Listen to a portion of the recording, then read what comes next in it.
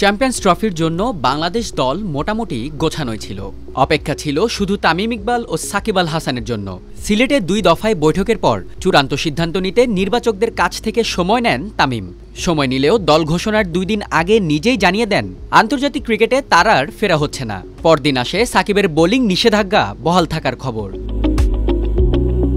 তামিম ইকবাল অবসরে আর শুধু ব্যাটার হিসেবে সাকিব আল হাসানকে খেলানোর বিলাসিতা দেখানোর কথা নয় বিসিবির। তবু চ্যাম্পিয়ন্স ট্রফির দলে আছে তামিম সাকিব দুজনেরই নাম। অবাক হচ্ছেন কি? একটু খুলেই বলি, যে তামিম সাকিবকে দলে রাখা হয়েছে তারা পঞ্চপাণ্ডব খ্যাত 2 তারকা তামিম ইকবাল এবং সাকিব আল হাসান নন।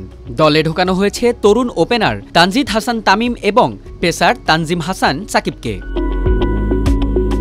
12 জানুয়ারি বিসিবির ঘোষণা করা 15 সদস্যের স্কোয়াডে আছে আরও একটি বড় পরিবর্তন। বাদ দেওয়া হয়েছে দীর্ঘদিন ধরে রান খরায় থাকা লিটন কুমার দাসকে। তার জায়গায় সুযোগ দেওয়া হয়েছে তরুণ ব্যাটার পারভেজ হোসেন ইমনকে। এছাড়া বাদ পড়েছেন পেসার হাসান মাহমুদ ও শরীফুল ইসলাম।